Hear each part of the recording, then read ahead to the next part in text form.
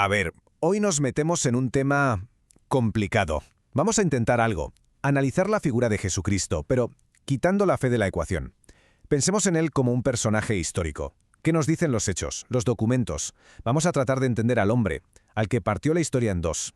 Ok, entonces, olvidémonos un momento de todo, de las catedrales, del oro, de los dogmas. Quitemos todas esas capas. Lo que quiero que se imaginen es a un tipo, a un hombre, con la piel quemada por el sol, unas sandalias ya viejas, caminando por una provincia olvidada y polvorienta del Imperio Romano.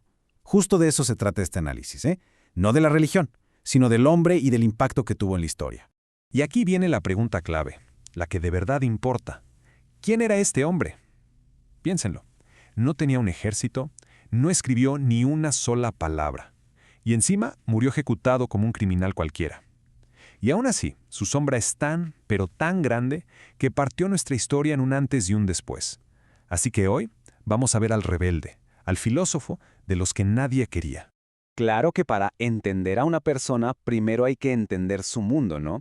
Y el mundo de Jesús, Judea, no era para nada un lugar tranquilo. Era literalmente un barril de pólvora a punto de explotar. Estaba hasta el tope de resentimiento, de conflicto.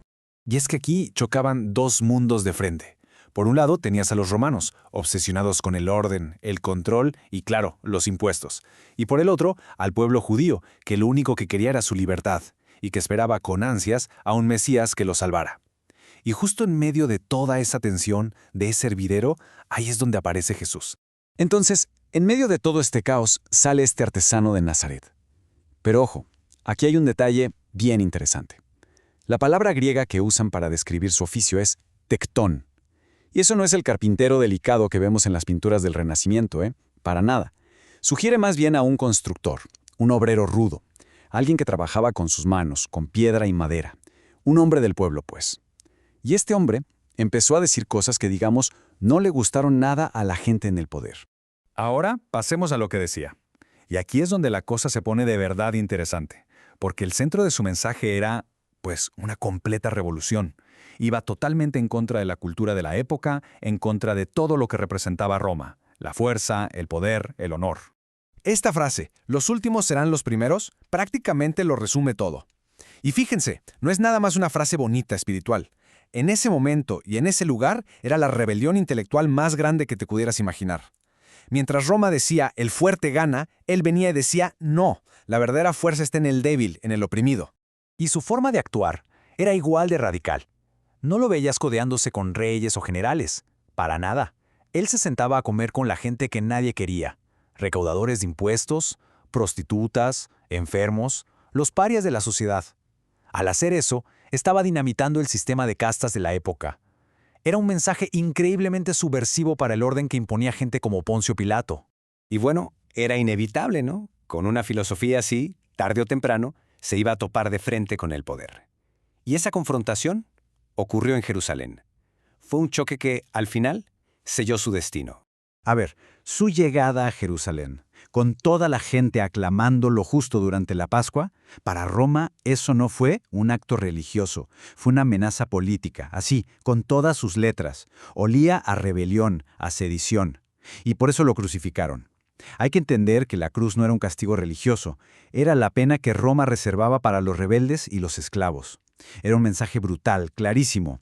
Esto es lo que le pasa a cualquiera que se atreva a desafiar al César.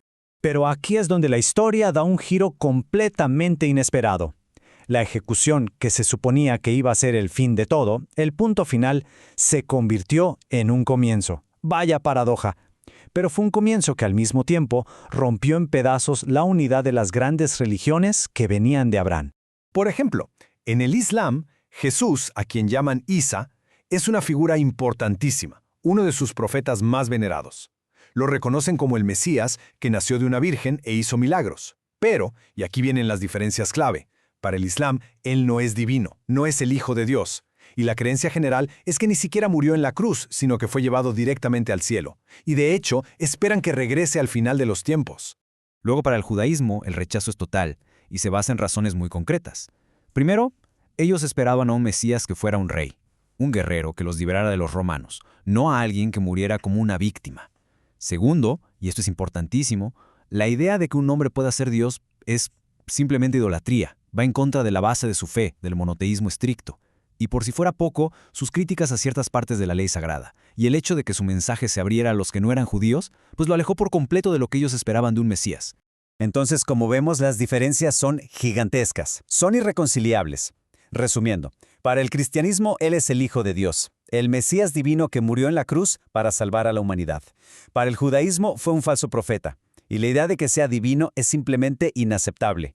Y para el Islam, un profeta humano, importantísimo, sí, pero que no fue crucificado.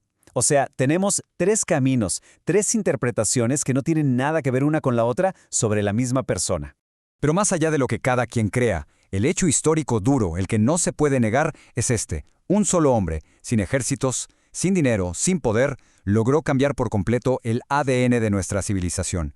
Su mensaje, de una u otra forma, ha seguido resonando por más de 2000 años. Y vamos a cerrar con una pregunta para que se quede en el aire. No importa si uno cree que fue una figura divina o simplemente un hombre con un carisma brutal y una visión radical. Su legado demuestra algo increíble, que una sola persona, sin armas ni riquezas, puede cambiar el mundo. Entonces, la pregunta es, ¿fue él quizás el revolucionario más grande de toda la historia? La respuesta, igual que su propia figura, sigue ahí, abierta a la discusión.